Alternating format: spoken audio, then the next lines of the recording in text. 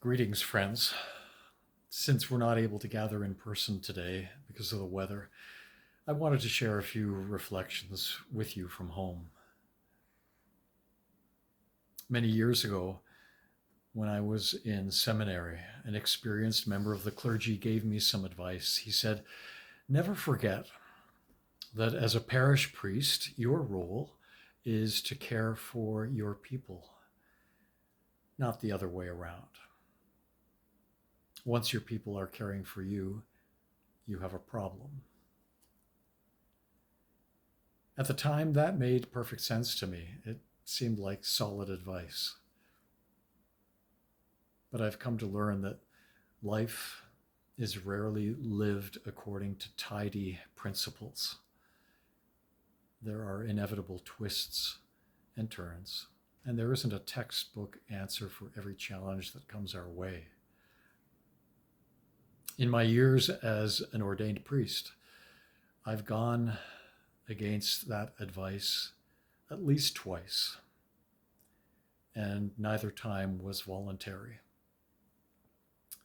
I did not choose to be the one who needed care. 5.5 years ago, my parish family in Windsor, Ontario, wrapped their arms around me and would not let me go until I was able to stand on my own again. The death of a spouse is a terrible thing. They understood that, and they knew that I was in no condition to care for them. So the roles were reversed. And today, when I look back on that period, I'm deeply grateful that in my season of helplessness, it happened that way. So now for the second time.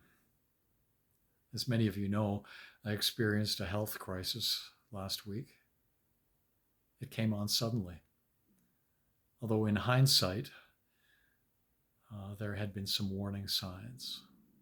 When the pain intensified, I knew I was in trouble. And after calling out for help, I also knew that my role as caregiver had shifted. I was reminded very clearly that I am human. Without going into detail, let me simply say that my parishioners, my friends, did for me what I could not do for myself. They cared for me in my time of need. Thanks be to God, the immediate crisis has passed. And now comes the time for waiting for biopsy reports. And I suspect I don't need to explain what that feels like. Many of us know what it's like to wait for results, to wait for a phone call, to wait for news, hoping and praying that when the news comes, it will be favorable news. Whatever the results may be, I know that I'm not facing them alone. And I ask you to join me in praying for patience and peace of mind, not only for me, but for all of us who know what it is to wait for news that we can't control.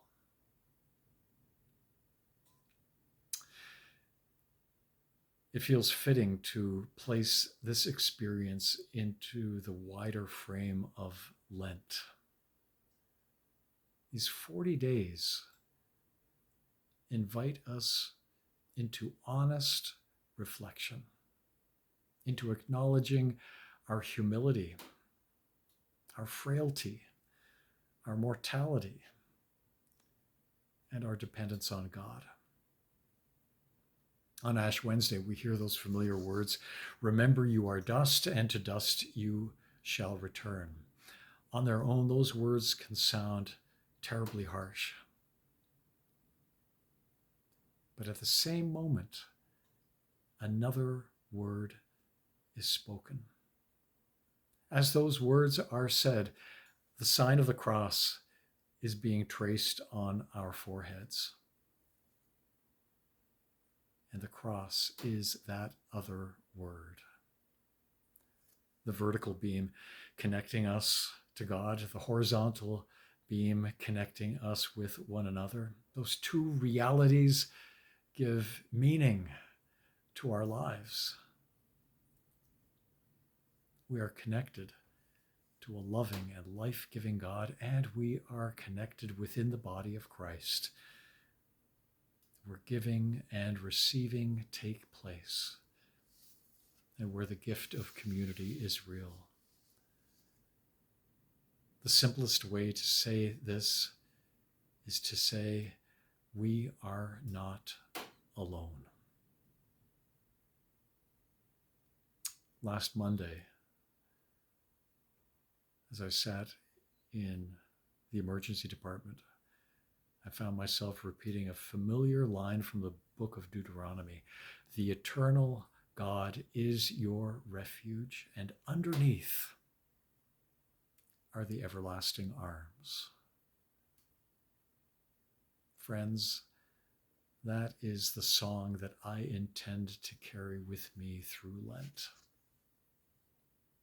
And wherever you are today, snowed in, watching from your living room or maybe your kitchen, perhaps feeling a little isolated, may those everlasting arms sustain you and carry you in peace. You are held, and you are not alone.